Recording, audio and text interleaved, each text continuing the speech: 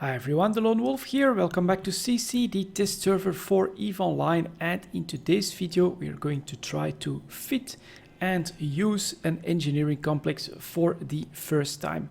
Now, for full disclosure, this is actually the third recording that I started here. First one was plagued by a problem that was fixed after a patch or a restart of the sisi server, and the second one is actually pretty major and pretty important. I had to relog because of the settings of my profiles. So first thing, of course, I set up a medium and a large engineering complex, and you want to be able to warp to those. And the easiest way is always to go to the structure browser. There you have all the structures in the system or in whatever you want, and you have my structures as well. And so what was happening, I started recording, I was getting ready to do everything from a full freighter, but on my right click, I never got the warp to option. So this window was behaving as if I was on grid with my structures, regardless of where I was inside the system. And a restart of the sisi server did fix that, so I can now warp to these guys, which is pretty damn good. So we're going to head for the medium one, because I had also started fitting and testing everything in the medium citadel, which is what I'm probably going to aim for on TQ. So that's where I'm focusing my testing on at the moment. But a big thing is that you have to give these structures a profile, just like a citadel.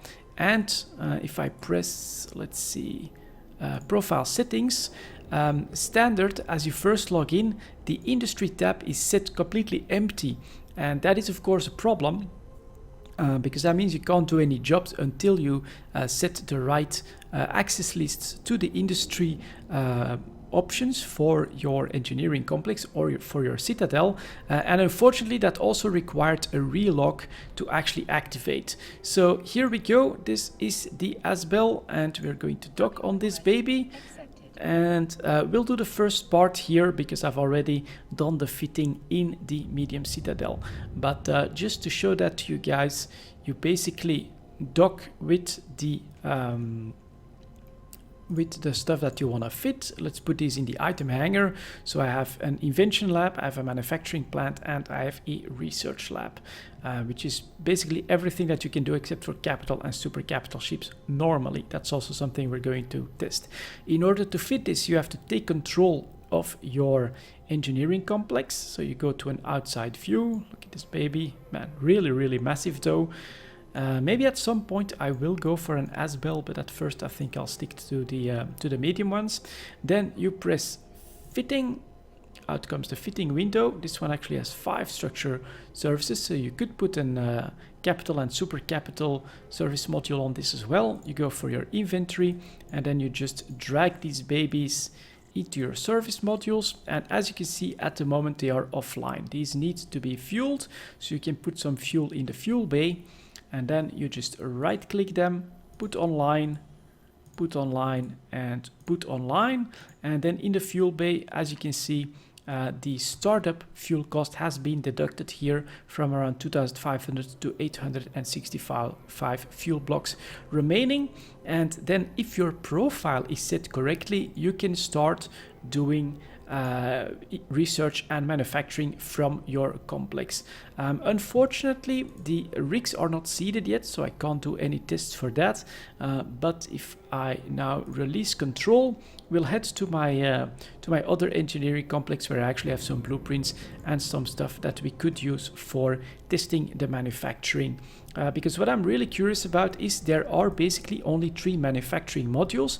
You've got the basic plant, you've got the capital manufacturing service, and you've got the super capital manufacturing service, and that is it.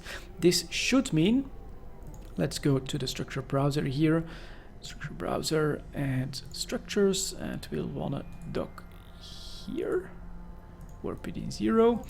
So what this should mean is that with just one service, you should be able to make small ships, large ships, rigs, munitions, drones, fuels, maybe even capital components, capital ship components. I'm not exactly sure if that's going to work, but that's what we're going to find out here. And from that perspective, while it's still very expensive in fuel costs, it's going to be like 15 fuel blocks per hour for every service module in your engineering bay.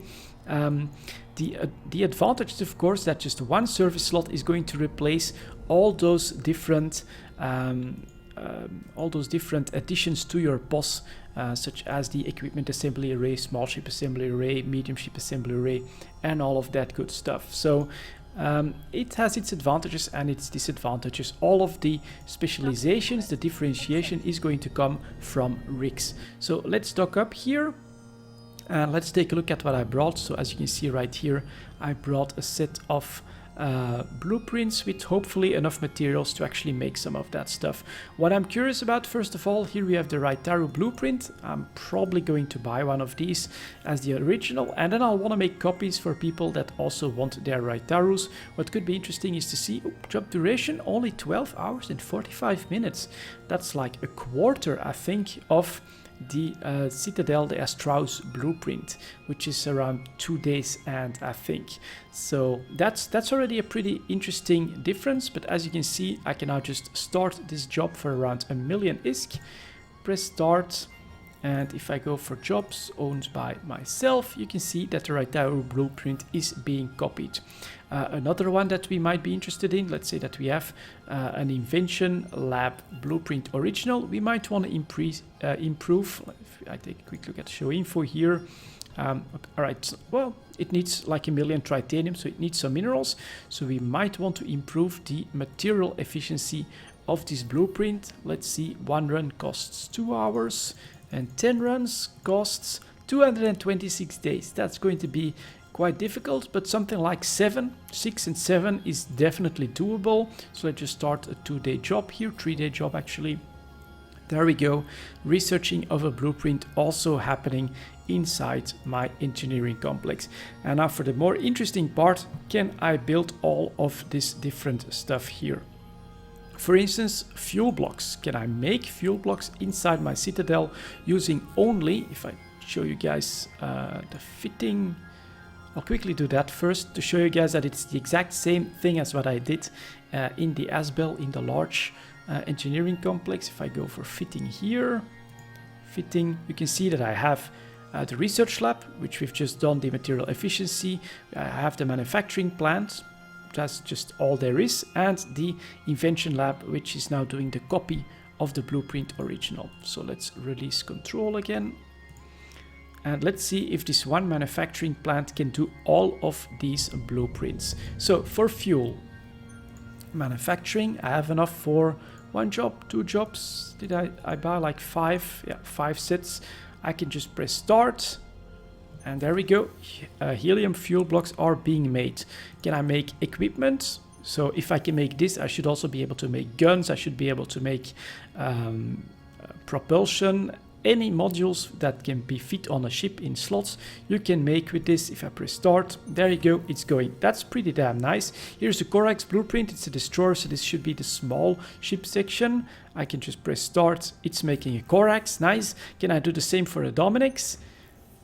If I had enough titanium, I could. I'm assuming it's just input materials requirements not met, so I would need some extra titanium, which I can do if I want to.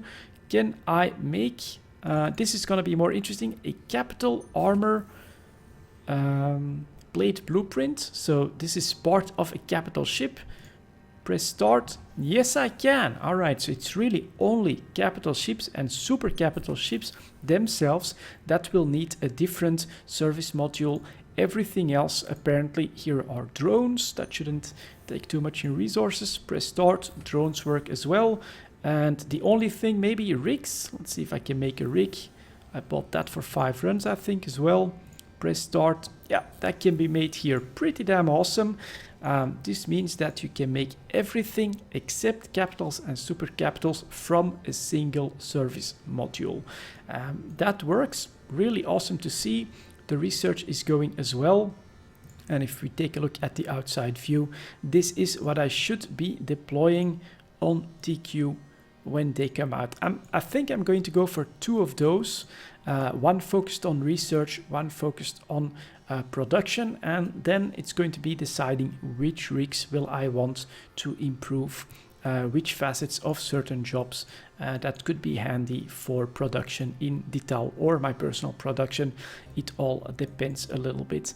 I quickly want to touch on the profile settings for the structure browser here as well. So in Ink 1, which is just my one profile that I'm mostly using, you can also tax these services, but it's one flat tax for everything. So you have just an industry tax, which allows for the industry button, which is for build, research or invent items, and all of that is under the one umbrella, the one service inside the structure browser. And so it's the same tax for everything. I can set public to like 1%, for instance, then 1% of their jobs is going to go to me as ISK. Not sure if I actually am going to use that on TQ or not, but it's definitely different than what I was expecting. I was expecting that I would be able to set a tax for industrial jobs, which I was personally expecting that there might be a lot of those, and then a separate tax for research jobs, because they are, of course, differentiated between in most of the rest of the game. So that's one thing to note, and it's also a percentage tax. So you cannot ask for like a flat fee, let's say 10,000 ISK for every industrial job. That would have been something that might still have been okay to do, I think, just to cover the fuel costs, because those will be pretty big. But no, it's 1% that you're setting for all the industrial jobs, all the research jobs, all the invention jobs. Everything is under that one umbrella. It is pretty important. But no, we don't want to save changes, actually. No. Oops. Click. I can't do away with... Oh, I just deleted the public, which I didn't want to do. Add access list. Public at 0%. Press save. Okay. And there we go. So that's going to be it. I would say test pretty successful here. Some very interesting information. I think the fact that just one industrial plant is basically going to allow you to make everything, including fuels, including components, including ships, munitions, drones, rigs, everything from a single plant, a single service module, is quite different from a boss. In a boss, for instance, at the moment, I have frigates and equipment, which are both active, but since I have a small boss, if I want to start making medium ships or rigs or something, rigs is from equipment, I think, so that disregard that. But if I want to start making medium or large ships, I have to deploy a different service module, if you want to call it that, in a POS. A different array is what it's called in a POS. I would have to offline the small one, online the medium one, and then only then would I be able to make cruisers. Now everything is just producible from one service module. Quite different from the POSes from that aspect, and I think the taxability, that is just one flat tax for everything, is definitely pretty important to note. But on the usability and the state of the test server at the moment, it seems to be working as intended, so I think that is pretty good news. Anyways, that's going to be it for this video, guys. Thank you very much for watching, and as always, I'll see you next time.